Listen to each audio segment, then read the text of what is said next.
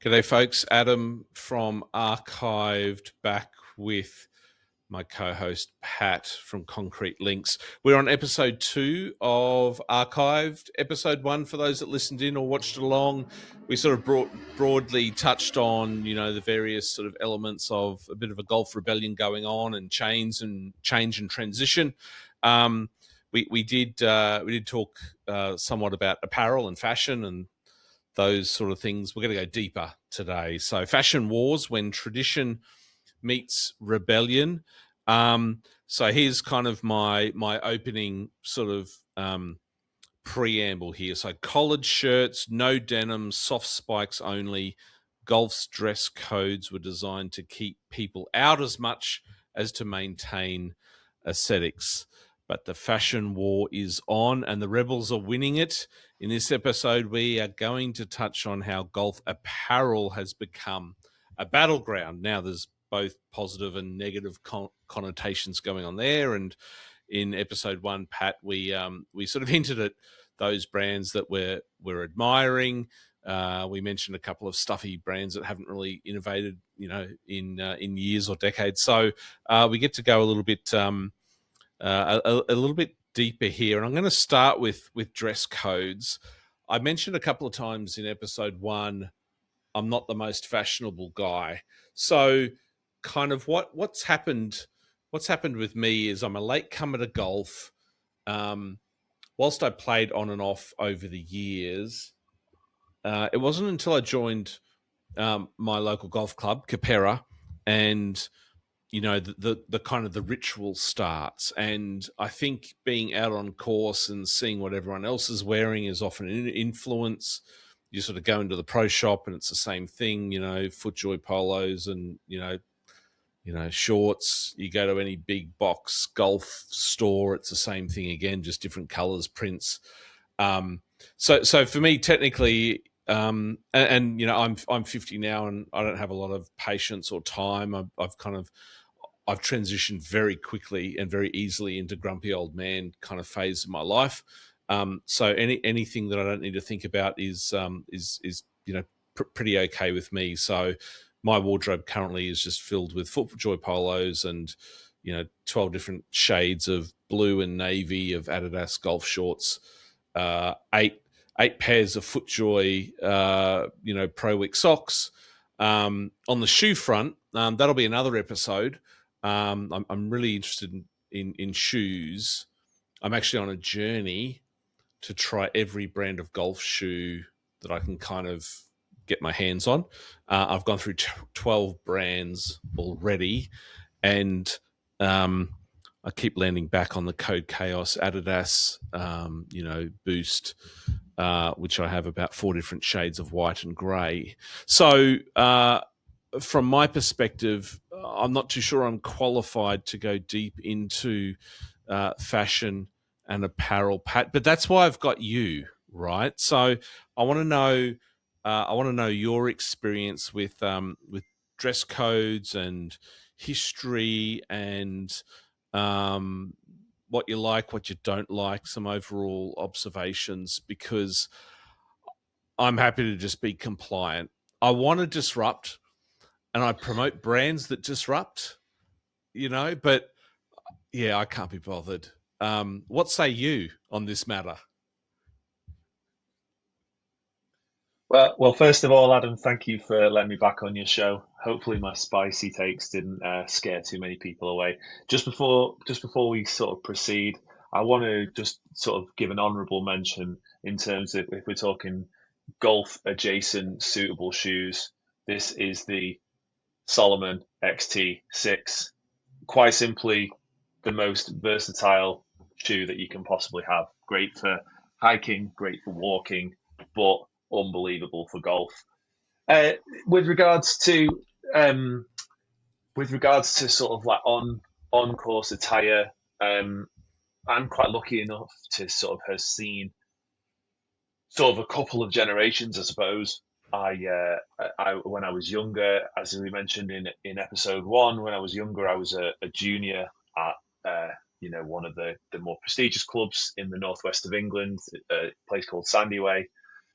We were expected to follow protocol. It was coat and ties. It was sort of hats off in the clubhouse, which actually, hot take, I am actually still very much for. It's just Yeah, good manners. It's nothing to I do with agree. golf. Take your hat off when you're indoors, especially when you're at a dinner table. So I feel like I've been fortunate enough to have seen a couple of different generations of approach and generational approaches to how people sort of present themselves on and off the course. Uh, I'm all for just a respectful expression of a person's individual identity. Well, I I can't argue with that. Um, what what my what my mindset does in terms of now, new, and next, and potential change, I don't know, but I have probably over the last year and a half, I have had the opportunity to um, attend and play in some or on some pretty elite courses. I do not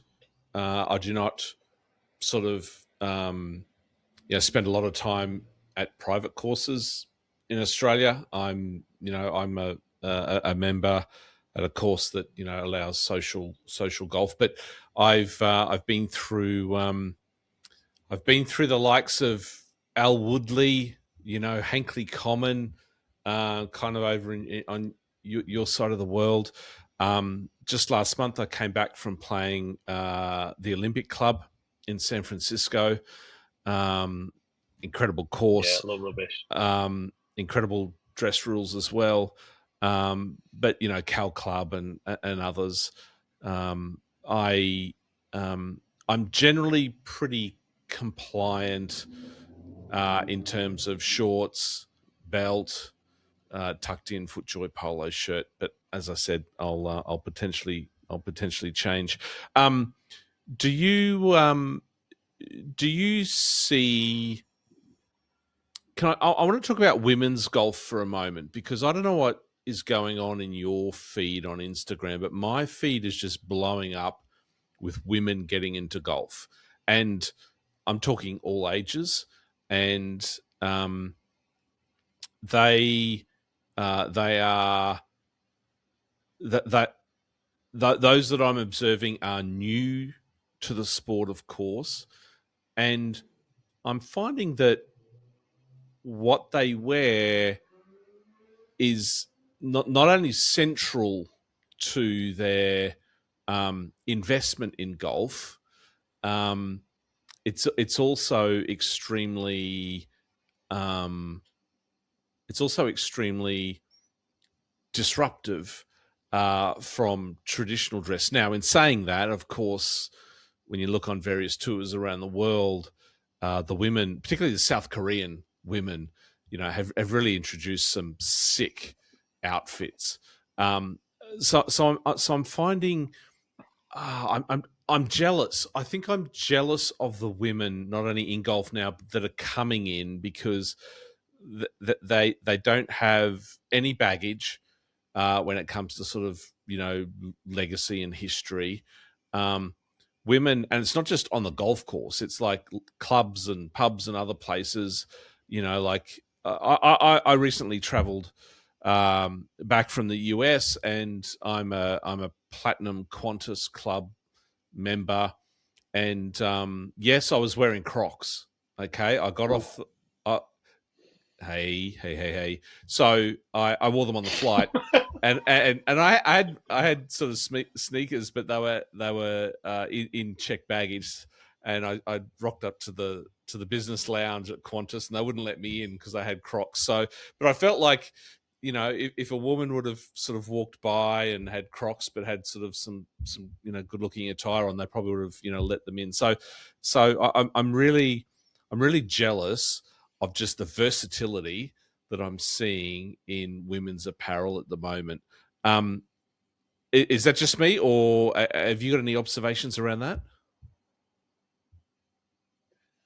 Uh, well, first of all, the rules surrounding, if you want to fly first class, dress like your first class. I think is a bit of a fallacy, isn't it? Because ultimately, what you, what you, what you're comfortable in does not determine how classy or what sort of tax bracket you might or might not be in. But I think that just underlines a bigger problem that I suppose golf has long sort of dealt with and wrestled with, but I think that is just more reflective of the wider society. But I mean, it goes back to golf clubs, doesn't it? Like their rules, you have to subscribe to them. If we don't like them, then I suppose you can kick up a stink.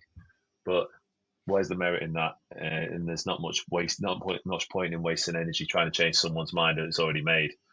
I think from the girls and the women's space, forgive me, the women's space, yeah, like there has been a huge boom.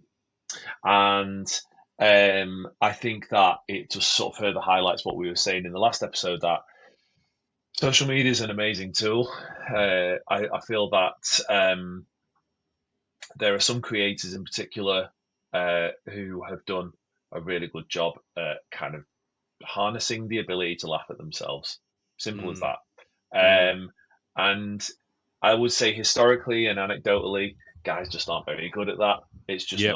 not how they're programmed. Now, whether that's right or wrong, it's up to someone else to decide, I suppose. But yeah, I think the kind of content creation space in the girls' side of thing is kind of fairly untapped, I would say, and because of that, it's such a boom, and it's been such an upward trajectory. It's just more noticeable.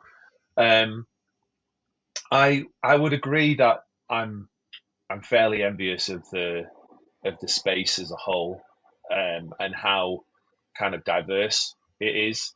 But you know, if you kind of look back across other sports, that's kind of, you know, no pun intended, it's kind of par for the course. Women's tennis fashion also very much the same. There's lots of other sports in which it embraces a bit more of a diverse approach to women's fashion that's kind of associated with that sport. So I don't think we're necessarily experiencing something new. I just think it's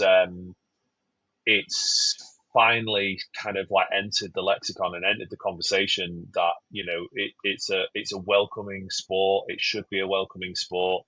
um Nowadays, clubs who kind of harness misogynistic opinions generally looked down upon, and to an extent almost penalized for it. Now, I just think it's another example of social media widening and providing like a different lens and a different opportunity for the sport as a whole to grow, and I'm all for it. Yeah. I yeah, I mean, I think it's fantastic. I'm a father of two daughters, and whilst they're not golfers, and I wish they were, I think it's awesome.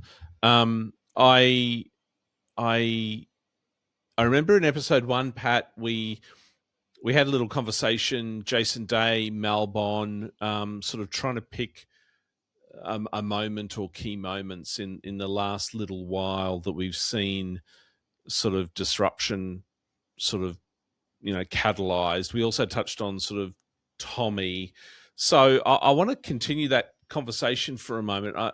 So a couple of early shots have been fired, as you rightly say. I think Tommy's just perfect, sort of, for the transformation. I want to go a little bit further and kind of, predict or hypothesize where this trend goes over the next, let's just pick 5 years, 3 to 5 years, even identifying individuals, for example. Um, J Day came out, kind of the big statement. I feel like before Jason Day, and of course, this is my limited, very, recent knowledge of golf, but, I feel like it was kind of like, Keith Mitchell was kind of like just, fashion and Keith went together, like, yeah, I don't know, whatever. But J Day, we're seeing was seeing Tommy. Who's next, and what is it? And is it just going to be just more of the same, baggy stuff, browns, creams, with sort of a shock of color or absurdity thrown in somewhere that works really well, or is there some other is there something else that's going to sort of come along? I mean, I remember here's a really good one. Ricky Fowler at the Waste Management Inn with the camo outfit. Do you remember that head to toe Yeah, with the camouflage? tree Right. camo. Yeah. So there you've got a statement. My view just sort of horrendous, but it was fun and I laughed. I don't think it's going to catch on, but I'm thinking more of those transformations. We're seeing a particular style that the transformation is sort of landing into. So can we talk about 5 years? What's going to happen over the next 5 years? Who's next, and what is it? You know, without risk of trying to sort of be ambiguous about my point, I have no idea. I think that let's take the Ricky example that you pointed out before when he sort of came in. He was top to toe in tree camo, but then he was wearing an orange hat, if I remember rightly. It's like, brother, do you Mm-hmm. want to be seen or do you not? I couldn't work that one out. Now, I So were you actually thought the taking that polo literally? Were shirt was you? pretty. Yeah, I look. I actually thought that the vibe was very cool and the idea was cool, but the execution was not. But I think, and this goes into a wider thing with with the tour and the conversations that we're having surrounding it, like the brand player X or player Y and the class act tour, as we've kind of become to know it. Like everybody on the tour is a class act. Everyone's a great guy. Everyone's this. Everyone's that. Until someone shifts the paradigm about what people's perception is. It's not long ago that Keith Mitchell was wearing Nike as well, and like this whole Cashmere Keith argument, I think he looks amazing for it, and I actually love hearing him talk about the game. And No Laying Up did an episode with him where he sort of went around all the best restaurants on the PGA circuit. That was sick. He's obviously a guy with taste, but it's very difficult to kind of see people's style evolving when their style has been gerrymandered by legacy brands. And until someone's willing to either sort of say no to being paid X amount to wear said brands, or just go out on a limb for themselves, like we're seeing, you know, with Tommy, for example. He's a prime example. He's what everybody's talking about now. But he might be signed by Adidas next week, and then the kind of that conversation gets forgotten about. It's Yeah. difficult because we so rarely see people. It's so rare we see players in a normal social environment without their sponsored gear on. Like, it's weird, but it happens in the reverse as well. Tiger Woods on the course he's a dog. He's an absolute killer. Nobody else can wear black pants and a red top.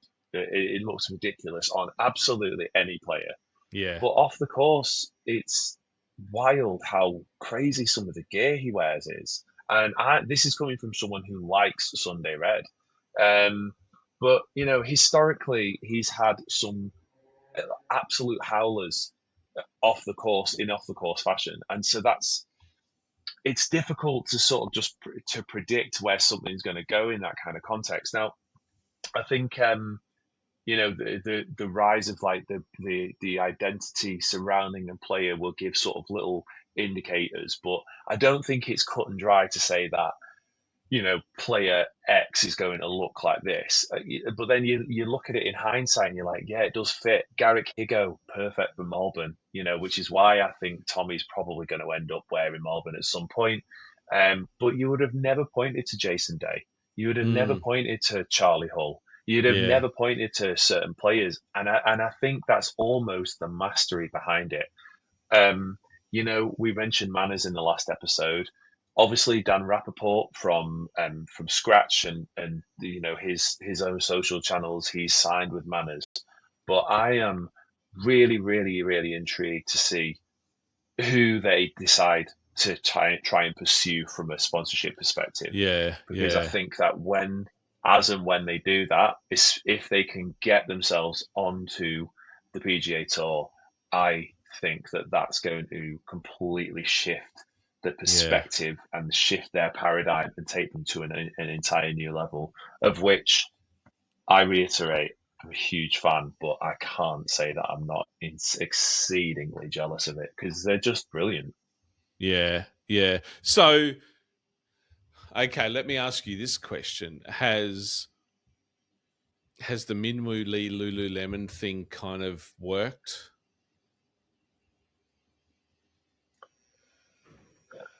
Um, that's a tough one. I think I think yes and no is. I mean, it's not. I mean, I'm no oracle. I'm just giving my personal like a Yeah, sort of subjective opinion. Um, I think Lululemon and Vuori and brands of that kind of like coastal USA aesthetic are really nice products. I see why it works on Max Homer, but for someone who is like almost a self-declared social media star, he's at Justin Bieber listening parties, let him cook, and all of this kind of like discourse that surrounds Minwoo Lee. I can't think of anything more vanilla tapioca pudding for a person who puts himself in the upper echelons of yeah, like I'm this young, like exciting, like laissez-faire. Let's just like YOLO it. 185 ball speed. I absolutely smash the ball. I've got this kind of like brand energy, and then you marry it with Lululemon, which is iced matches and yoga. It doesn't work for me. Like I personally do not get it for 1 second. But that's not to say that he can't move to another brand as and if or when that kind of deal concludes and people go, see, that's it, that makes sense. But me yeah, personally, I didn't get it. The Max Homer thing, thought it was brilliant. I think he's like absolutely on brand, but I kind of consider Minwoo Lee and his sort of branding and his own personal brand messaging to be a little bit more about like heavy metal golfer in a way. And yeah, I would have yeah, expected his kind of the messaging surrounding him from a product perspective to have been a little bit more aligned with it. yeah. Well, continuing that sort of that thread, Pat. My second most famous favorite golfer on the planet, the male model himself, Adam Scott. Um, a, a, so really, I think he is perfect for Uniqlo. It's so good. is it the cut? Is it the color? Like, there's not a lot to it. There is not a lot to his outfits. There's No, just the way he wears it. no. I, I think it can be a combination of both. I exclusively like. I'm going to give you a little peek behind the curtain. Like Concrete Links Co. will be releasing shorts in the spring, summer, and we'll be releasing trousers in autumn, winter. But I currently, both on the course and off the course, exclusively wear Uniqlo trousers. They are unequivocally, for the price point, for the fit, they're baggy cut if that's what you're into. You can get slim fit. They're warm. The quality is brilliant. And like, yeah, for me, like if you're gonna look for a regular high street brand from a branding perspective, you know, I think of Adam Scott and I think Rolex and Yes. I think classy. And there's this understated elegance that surrounds Uniqlo's branding and overall sort of like simplicity that works with Adam Scott. You know, it's just I think that that's a match made in heaven.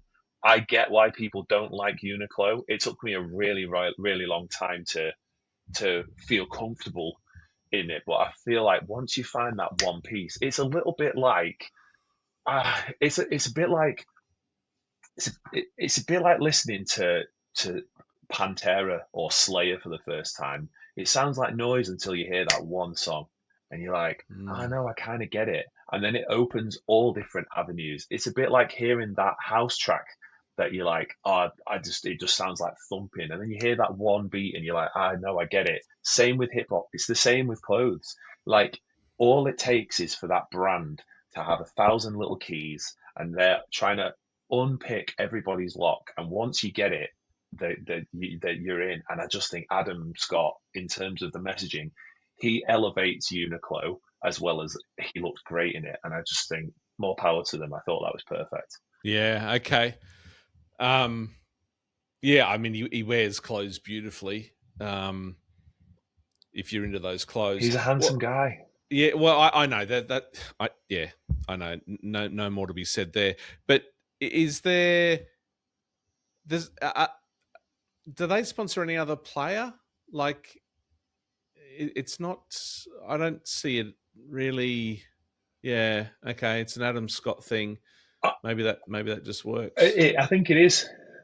I think Yeah. it's just an Adam Scott thing. And it's it's just I just thought that was a really really smart move from Uniqlo. And Yeah. like ultimately, when you think about if you think about the other athletes that are in the conversation and the stable, arguably with the exception of his investments in on as a brand, Roger Federer and Uniqlo were with one another for a long time. Yeah. And for me, obviously, in terms of their achievements in their relative professions, Roger Federer is a very different echelon to Adam Scott. But they're very, very similar profiles in terms of their personality, their demeanor. They've got that Japanese sort of understated elegance that surrounds them. They don't speak much. They let their behavior both like either on the course or on the court or off it. That's what sort of determines the narrative around them. I actually thought that in terms of the parallels between the two of them, I thought that was an absolute masterstroke from Uniqlo. Brilliant. Yeah. Just on the idea of elegance, Pat. One thing that I can't wrap my head around is in this current transition and disruption that's going on, just from a fashion and an apparel and brand perspective. If you and I don't know who owns Slazenger at the moment, but why why is that brand not everywhere right now? Because I would mortgage my house to buy every possible item of Slashinger. Like when you look at, go back to when Sevi was wearing just sort of those simple knitted jumpers, and all that it was that little, what was it, a cheetah or something? I don't know what it was, a puma or whatever. But Mm. like, if there is, like, if there's a brand screaming out to come back, that hands down for me, it's Slasinger. Well, I do know that Slazenger are making a comeback. There's a Yeah, right. creator who is doing some designs for them. I think it's very much aligned with that kind of like 90s revival, isn't it? That Yeah, kind of late 90s sort of like reach towards making sure you're seeing it in so many different things. Like in the UK, like Alco Pops from the 90s are making a yeah, comeback. Head, like you say, big 90s brand, they're making a comeback. Um, and I do know that the Slazenger are making like a concerted effort to do it. I think ultimately the problem is the market is so saturated and it becomes almost like too contrived to just bring something back. Like they have to work at being innovative whilst holding on to the messaging that they kind of once had. And like you say, when you think of Slazenger, it elicits the memories of Seve and all the other athletes, Wimbledon winners wearing Slazenger and whatnot. The problem that brands like that had, and this is just my reading of the tea leaves, is that in an era where there was the dominance from Nike, Adidas, sort of Puma, Puma. and these legacy brands that scaled and grew and grew and grew. Slazenger lost their way a little bit, and especially in the UK, they were being stocked in like discount sports stores like Sports Direct, and they Yeah. still are. They still Yeah. very much are. And Yeah. so what that does is it undermines the kind of legacy element that these brands kind of create in a way. And it's really interesting that like ultimately brands are going to have ebbs and flows of success and contraction and success and contraction. And I feel like the brands that stay steadfast in their belief as to their product is this, and they evolve, but they don't, like, it's evolution, not revolution. And I feel like the best brands understand that their core audience and their core product is great and can be refined, but they don't need to make knee-jerk reactions to kind of placate shareholders and sales. And I don't know if this is exactly what happened, but yeah, you see brands like Slazenger in discount sports stores, Sports Direct in the UK, like I mentioned, and that immediately elicits like cheap, poorly put Yeah. together, Yeah. discounted polyester, ill-fitting, shrinks after one wash, loses its color after five washes. Um, Whereas, the kind of brands like we've spoken about, Uniqlo, for example, they just don't do that. Lululemon is hyper expensive, but it's expensive for a reason. Someone might look at a Malbon jacket or a Manners jacket or look, even a Concrete Links hoodie and be like, that's really, really expensive. But what they don't see is like the curation, the product, the production, the sampling, the obsessive sort of approach to the right materials. And the materials are changing all of the time. Like what was relevant in terms of fit and moisture wicking and so on and so forth is different a year later. And that is when you're thinking 6, 8 months ahead, you're almost always like living in the future. And I just think sometimes brands just lose sight of that, unfortunately. And yeah, it's a tough one. I do think that we'll see some of these like those older brands make a comeback, but I'm not convinced that they're gonna make the comeback that people are anticipating. But look, who am I? I am a hairdresser that owns a very small, very new clothing company. Yeah. Well, Pat, we could talk fashion for a long time. I want to finish with a little bit of an activity with you. So I've got three brands that I'm going to read out. I, of course, have had the benefit of knowing what they are. They're in my head. So I'm going to call out the brand, and it's just a thumbs up or thumbs down. Okay, I just quick temperature test. I'm Right. going to do the same, right? Okay, I'm going to read it out, and we're going to go thumbs up or thumbs down. Okay, are you ready for this one? So three brands we're going to do. So first brand, and they're all into golf or coming back into golf or transitioning to golf. So yeah, you're going to know them all. So I'm going to kick off Reebok.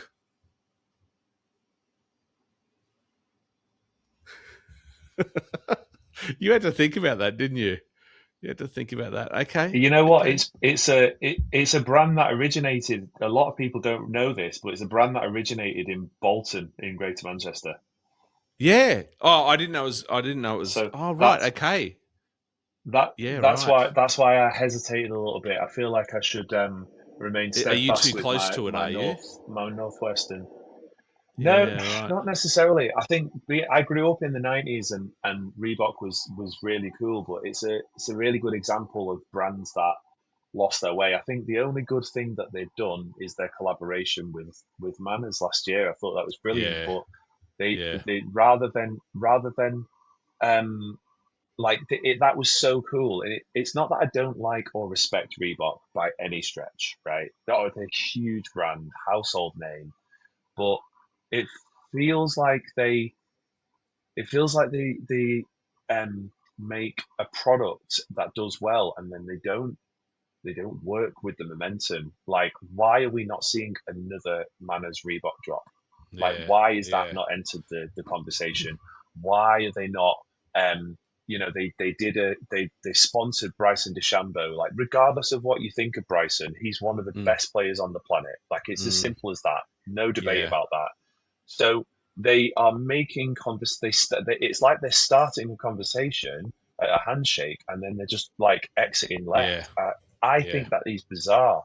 Like, I think that is bizarre, and so maybe it's a strategy. Maybe they're going to take a little bit more time, and it's sort of slowly, softly, steady wins the race. I don't know, but I don't think that they do enough to remain in the conscience of golfers and sports enthusiasts on a wider scale.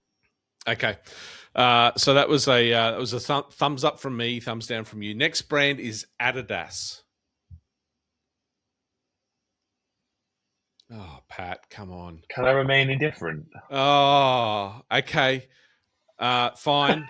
Okay. So third and final brand. Third and final brand. Skechers.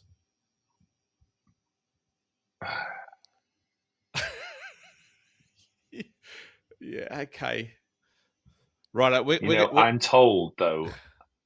I'm told that they are the unequivocally they're the comfiest trainers you'll ever put on your feet, but well, they as I just can't seem to get out of their own way. yeah, as I said, when did I say it? Last episode, this episode, I'm on a mission to try every brand of golf shoe. I went there. I bought a pair of Skechers. They're kind of they're very light. Okay, so they're very on brand with that whole light narrative they got going. So they're very light.